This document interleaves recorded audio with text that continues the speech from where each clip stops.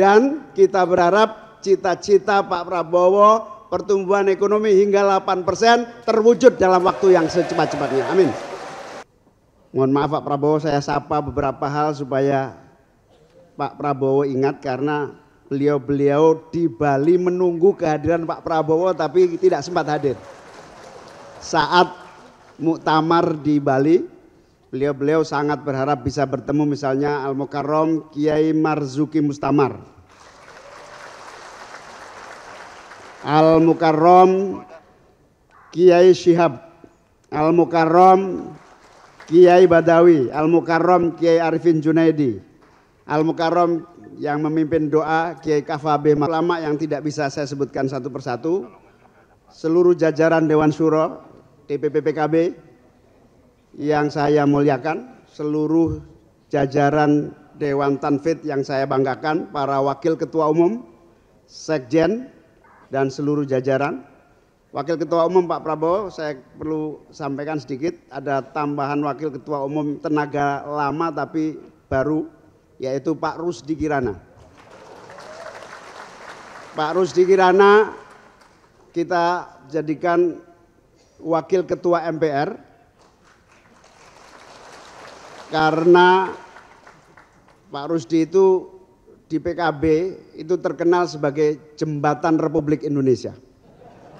Karena tanpa batik dan layan Indonesia tidak akan tersambung jembatan satu dengan yang lain. Jadi kita jadikan wakil ketua MPR supaya jadi negarawan, kira-kira begitu. Saya juga perlu garis bawahi untuk memperkenalkan tenaga baru wakil ketua DPR RI, Pak Haji Cucun Samsur Rizal. Ini selain anak buah saya, anak buahnya Pak Dasko.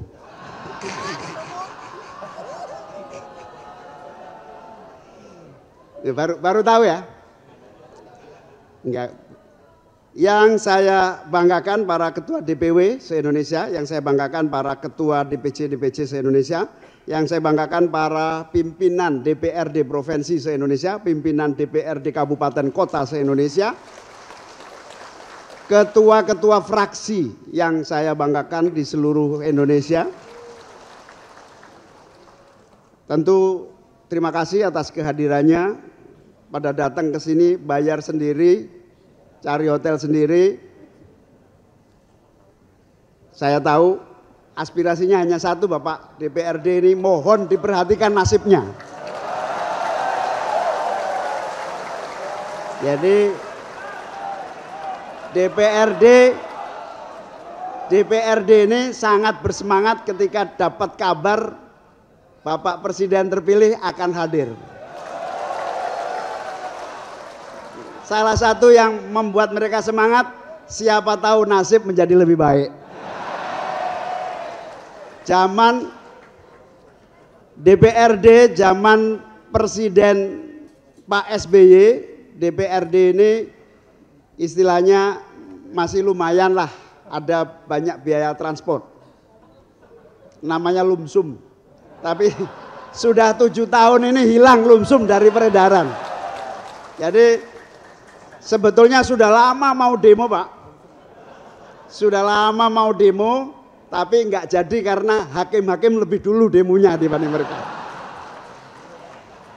Jadi saya tahu ketika mereka saya undang dan sekaligus dapat kabar Bapak akan hadir, semangatnya luar biasa.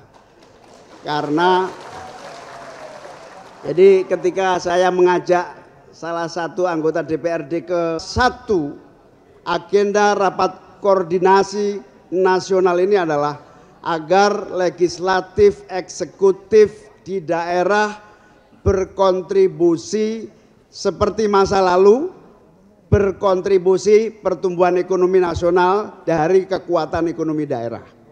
Dan kita berharap cita-cita Pak Prabowo pertumbuhan ekonomi hingga 8% terwujud dalam waktu yang secepat-cepatnya. Amin. Salah satu sederhana Bapak meninjau saja Perpres nomor 33. Kalian jangan terlalu reaktif, terlalu kelihatan kalau miskin.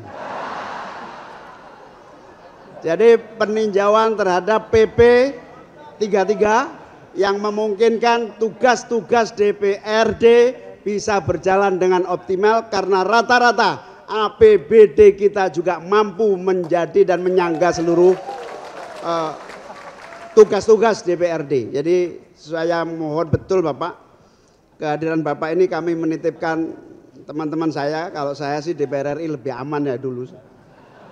DPRD ini supaya lebih aman lagi menjalankan tugas dengan sebaik-baiknya, merevisi PP 33 sebagai agenda pertumbuhan ekonomi daerah. Bapak Presiden terpilih yang saya muliakan, kami 3 hari ini akan membahas berbagai agenda-agenda penting kontribusi daerah di dalam pembangunan nasional.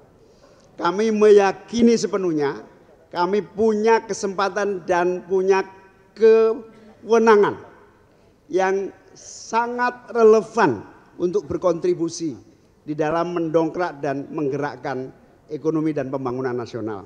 Sehingga 3 hari ini selain kita mensinergikan agenda-agenda pembangunan nasional, kita juga mensinergikan apa yang menjadi harapan kita semua.